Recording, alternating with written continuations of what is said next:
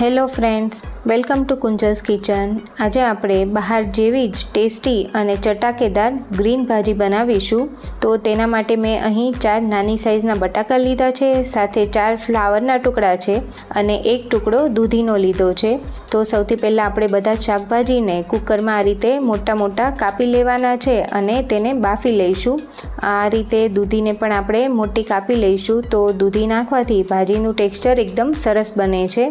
હવે આપણે તેની અંદર પોણા ગ્લાસ જેટલું પાણી નાખીશું, સાથે સ્વાદ પ્રમાણે મીઠું નાખીશું અને 5 ચમચી જેટલો ગરમ મસાલો નાખીશું અને એ પછી આપણે કુકરનું ઢાંકણ બંધ કરીને સ્લો ફ્લેમ પર 3 થી 4 વિસલ વગાડી લઈશું। એ સિવાય 8 થી 10 કળી જેટલું લીલું લસણ લીધું છે, સાથે અડધો કપ લીલા ધાણા લીધા છે, જેને આ રીતે દાંડલી સહિત લેવાના છે। સાથે 2 તીખા લીલા મરચાં અને બ્લાન્ચ કરેલી પાલક લીધી છે। તો 100 ગ્રામ જેટલી પાલકને સાફ કરીને ઉકળતા પાણીમાં એડ કરવાની છે અને 30 સેકન્ડ જેવું ઉકળતા પાણીમાં રાખીને એ પછી આપણે તેને ઠંડા પાણીમાં એડ કરી દેવાની છે। તો આવી રીતે મેં પાલકને બ્લાન્ચ કરીને લીધી છે અને સાથે આપણે 1 ઇંચ આદુનો ટુકડો લઈશું અને સાથે 7 થી 8 કળી જેટલું સૂકું લસણ લેવાનું છે। તો લીલું અને સૂકું લસણ આપણે બંને ઉપયોગમાં લઈશું। તો સૌથી પહેલાં આપણે ગ્રીન પેસ્ટ બનાવી લઈશું। તો તેના માટે મેં અહીં 100 ગ્રામ જેટલી બ્લાન્ચ કરેલી પાલક લીધી છે, સાથે 1 ટુકડો આદુનો લીધો છે, તેને પણ આ રીતે મોટો મોટો કાપી લઈશું। સાથે 7 થી 8 કળી જેટલું સૂકું લસણ લઈશું, સાથે જે ધાણા લીધા હતા તેને પણ આ રીતે મોટા મોટા તોડીને લઈ લેશું અને સાથે આપણે લીલું લસણ નાખીશું। તો લીલા લસણનો લીલો ભાગ અને સફેદ ભાગ બંને આપણે તેમાં લઈ લેવાનો છે। તો આ રીતે લસણને પણ આપણે મોટું મોટું કાપીને લઈ લેવાનું છે। એ પછી તેની અંદર તીખા 2 લીલા મરચાં લઈશું અને હવે આપણે તેની પેસ્ટ બનાવી લઈશું। તો અત્યારે જોઈ શકાય છે આપણી પેસ્ટ બનીને તૈયાર છે। તો આ ભાજીમાં તીખાશ આપણે લીલા મરચાંથી જ આપવાની છે। સાઈડ બાય સાઈડ જોઈએ તો આપણું શાકભાજી એકદમ સરસ બધું બફાઈને તૈયાર છે। હવે આપણે તેને મેશરની મદદથી મેશ કરી લેવાનું છે। તો આપણે એકદમ સરસ એક ગ્રેવી જેવું બની જાય તેવું શાકભાજીને મેશ કરી લઈશું। હવે આપણે શાકભાજીનો વઘાર કરીશું। તો તેના માટે હું અહીં 2 ચમચી જેટલું બટર અને સાથે 3 મોટી ચમચી જેટલું તેલ લઈ રહી છું। તો ભાજીમાં તેલ અને બટર થોડું આગળ પડતું હોય છે। તેલ બટર થોડું ગરમ થાય એટલે તેમાં આપણે અડધી ચમચી જેટલું જીરું નાખીશું અને એ પછી તેની અંદર એક મીડિયમ સાઇઝનો કાંદો આ રીતે ઝીણો ઝીણો કાપીને લઈ લીધો છે। તો હવે આપણે કાંદાને તેલ અને બટરની અંદર સાંતળી લેવાનો છે। તો કાંદાની કચાશ દૂર થાય ત્યાં સુધી આપણે કાંદો સાંતળી લઈશું। તો કાંદો થોડો સંતળાય એ પછી તેની અંદર લીલું લસણ નાખીશું। તો મેં અહીં 2 મોટી ચમચી જેટલું લીલું લસણ લીધું છે, સાથે તેમાં 1 કેપ્સિકમ ઝીણું ઝીણું સમારીને લઈ લીધું છે। તો આ રીતે કેપ્સિકમ અને લીલા લસણને પણ થોડું સાંતળી લેવાનું છે। કેપ્સિકમની કચાશ દૂર થાય ત્યાં સુધી આપણે 1 મિનિટ જેવું તેને કૂક કરી લઈશું। એ પછી તેની અંદર આપણે ટામેટાં લઈશું। તો અત્યારે હું લાલ ટામેટું લઉં છું। 1 ટામેટું છે જેણે ઝીણું સમારી લીધું છે।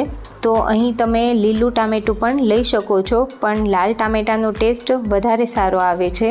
એ પછી આપણે તેમાં સ્વાદ પ્રમાણે મીઠું નાખી દઈશું અને ટામેટાને પણ કૂક કરી લેવાનું છે। તો ટામેટાને કૂક થતાં 2 થી 3 મિનિટ જેવું થશે અને એ પછી આપણે તેની અંદર 1 ચમચી ધાણા જીરું પાવડર, 5 ચમચી જેટલી હળદર અને સાથે 1 ચમચી ભરીને પાઉંભાજીનો મસાલો નાખીશું અને હવે આ બધા જ મસાલાને આપણે થોડી વાર માટે સાંતળી લઈશું, જેથી ભાજીનો ટેસ્ટ એકદમ સરસ આવે।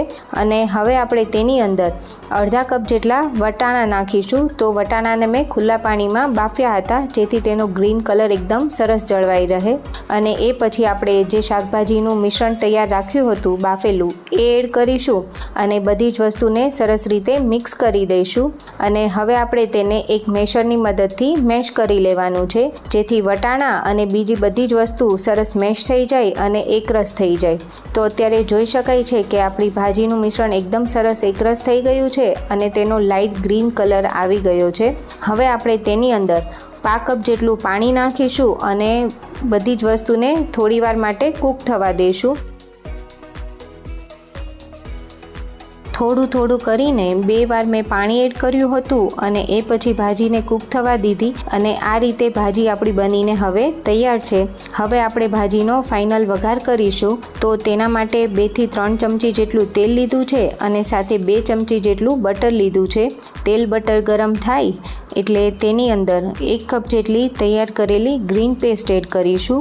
તો આ ગ્રીન પેસ્ટને આ રીતે અલગથી વઘાર કરીને જો ભાજીમાં એડ કરીશું તો ભાજીનો ટેસ્ટ એકદમ સરસ બહાર જેવો જ ટેસ્ટી બનીને તૈયાર થાય છે. હવે આ પેસ્ટમાંથી એકદમ સરસ તેલ અને બટર છૂટું પડી ગયું છે.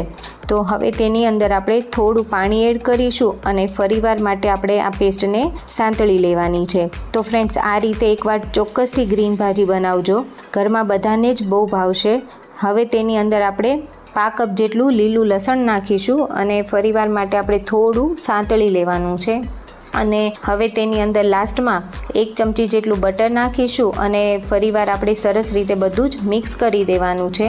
અને હવે તેની અંદર આપણે તૈયાર કરેલી ભાજીનું મિશ્રણ એડ કરી દઈશું. તો જો આ રીતે અલગથી વઘાર કરશો તમે ગ્રીન પેસ્ટનો તો ભાજીમાં પાલકનો ટેસ્ટ નહીં આવે અને એમ છતાં તમારી ભાજીનો કલર એકદમ સરસ ગ્રીન બનીને તૈયાર થશે. તો હવે આપણે બધી જ વસ્તુને એકદમ સરસ રીતે મિક્સ કરી લઈશું. તો અત્યારે જોઈ શકાય છે કે આપણે ભાજીનો એકદમ સરસ ગ્રીન કલર આવીને તૈયાર થઈ ગયો છે. હવે આપણે તેની અંદર જરૂર પ્રમાણે પાણી એડ કરીશું. તો અત્યારે હું 5 કપ જેટલું પાણી નાખી રહી છું અને એ પછી જરૂર પડે તો ફરીવાર આપણે 5 કપ જેટલું પાણી નાખીશું અને ભાજીમાંથી તેલ અને બટર છૂટું ના પડે ત્યાં સુધી આપણે ભાજીને કૂક કરી લઈશું. તો અત્યારે જોઈ શકાય છે કે આપણી ભાજી બનીને તૈયાર છે.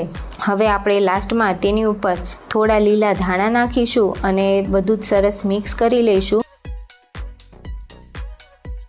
તો શિયાળામાં એકવાર મારી મેથડથી ગ્રીન ભાજી ઘરે ચોક્કસથી ટ્રાય કરજો, ઘરમાં બધાને જ ભાવશે. હવે આપણે પાઉં શેકી લઈશું. તો તેના માટે મેં એક પેનમાં થોડું તેલ સાથે બટર, તેની ઉપર લીલું લસણ, લીલા ધાણા અને સાથે ગ્રીન ભાજી લઈશું અને તેને થોડું સાંતળીને તેની ઉપર આપણે પાઉંને આ રીતે મૂકીને શેકી લેવાના છે. તો પાઉંને વચ્ચેથી કટ આપીને શેકીશું તો પાઉં એકદમ સરસ સોફ્ટ બને છે. તો બંને બાજુ આપણે થોડી ભાજી અને બટર લગાવીને પાઉંને શેકી લઈશું. તો જો આટલા સરસ ટેસ્ટી પાઉં ભાજી સાથે જમવા મળી જાય તો ડિનર કરવાની મજા પડી જાય. તો ફ્રેન્ડ્સ, ઘરે એકવાર આ ગ્રીન ભાજીની રેસીપી ચોક્કસથી ટ્રાય કરજો અને તમને આજની રેસીપી કેવી લાગી એ મને કમેન્ટ સેક્શનમાં જરૂરથી જણાવજો. સાથે મારા વિડીયોને લાઇક કરી ફ્રેન્ડ્સ અને ફેમિલીમાં શેર કરજો અને મારી ચેનલને સબસ્ક્રાઈબ કરી સાથે બેલ આઇકન પ્રેસ કરજો, જેથી આવનારા બધા જ નવા વિડીયોના નોટિફિકેશન તમને મળતા રહે. ફરી મળીશું નવી રેસીપી સાથે. Thank you.